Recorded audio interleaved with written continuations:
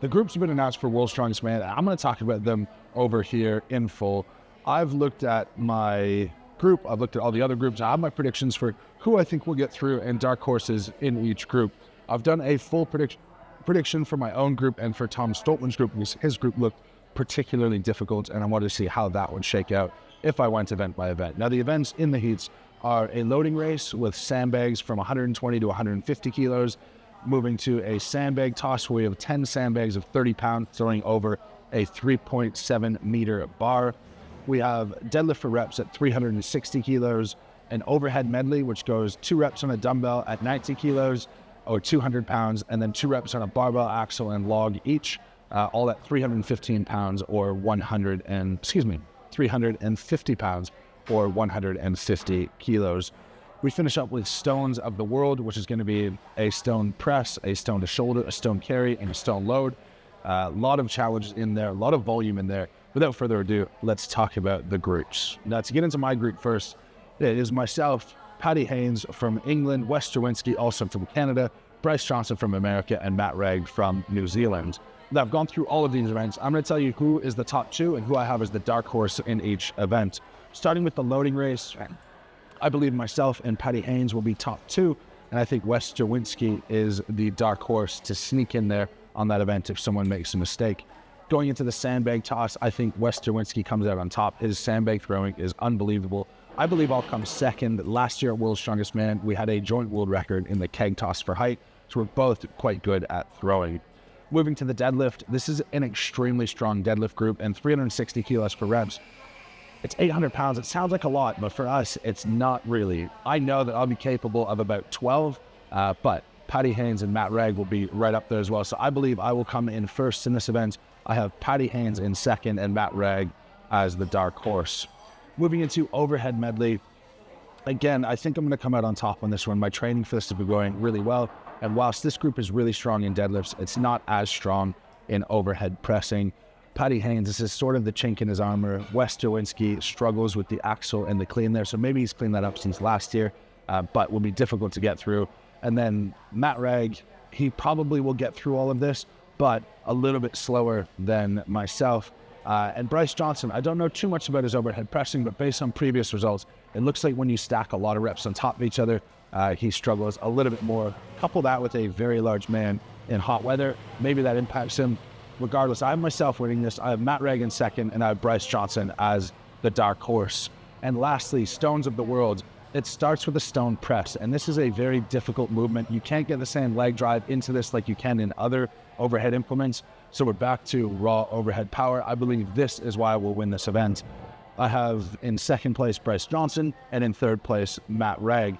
I will say, if Paddy Haynes can press that stone and he can do it relatively quickly, everything else is very good for him. From the stone to shoulder, the stone carry, and the stone load, he is very competent, so he definitely could gain a few points here. Now, how this shakes out in total, I believe I will finish with anywhere between 22 and 25 points, and following in behind with 14 points, I have Matt Ragg, 13 points I have Paddy Haynes, 12 points I have Wes Derwinski, and 11 points I have Bryce Johnson.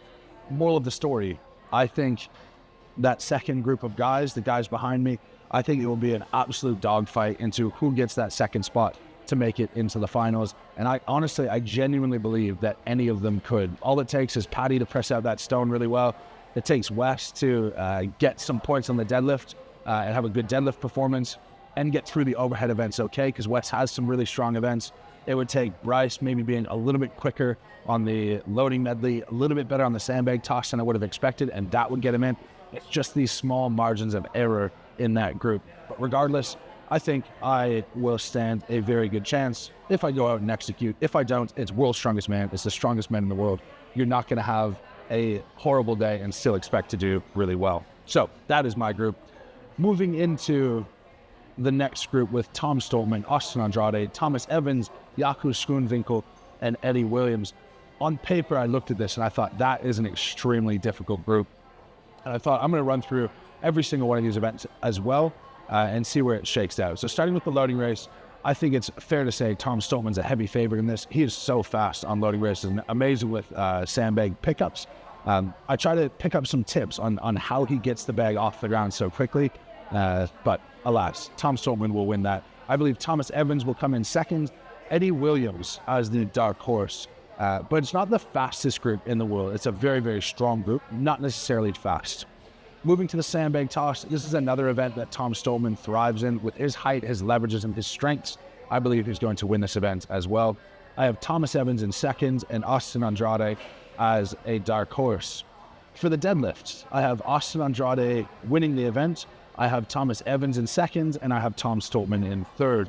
This will be our first look at Tom Stoltman's deadlift and how it shaped up compared to the Arnold when it was still down. He's had trouble for the last little while, but he has shown in the past that for reps and from elevation, he can be extremely good. So, as much as I have Austin winning and Tom in second, Tom Stoltman is definitely the dark horse.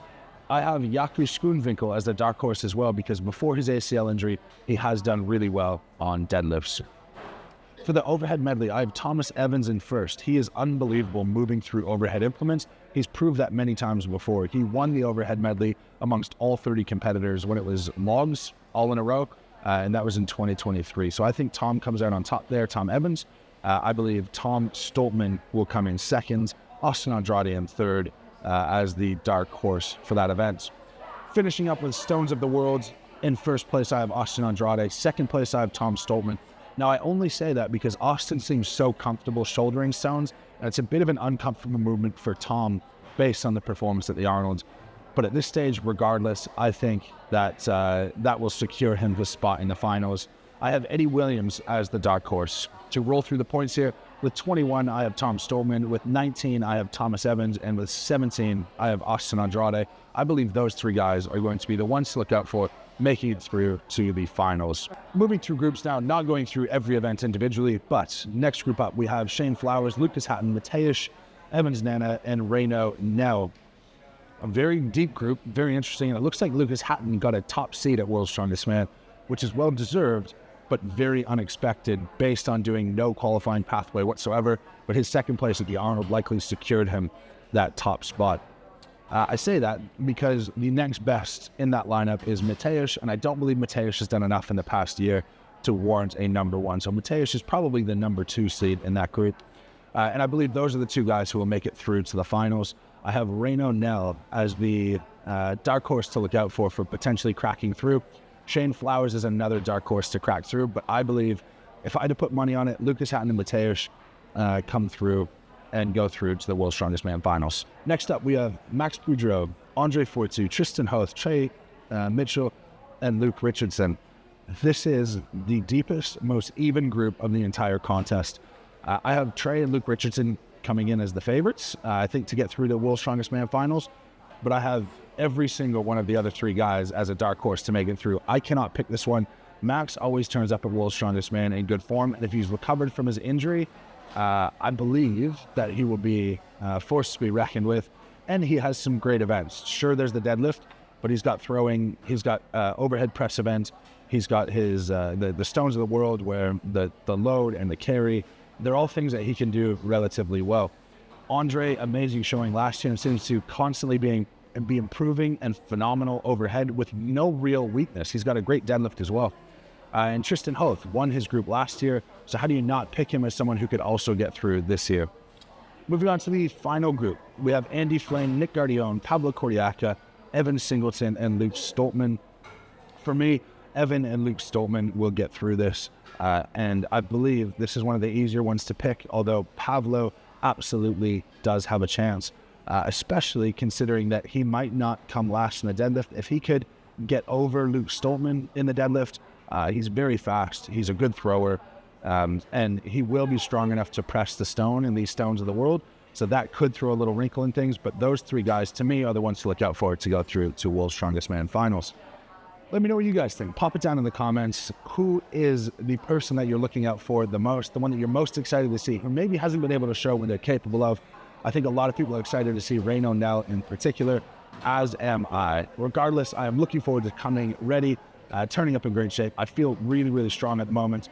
So looking forward to getting out to Sacramento, showing what all of the training has done, and hopefully continuing my win streak past 7 onto 8 and having a full 12 calendar months of not being beaten in professional strongman.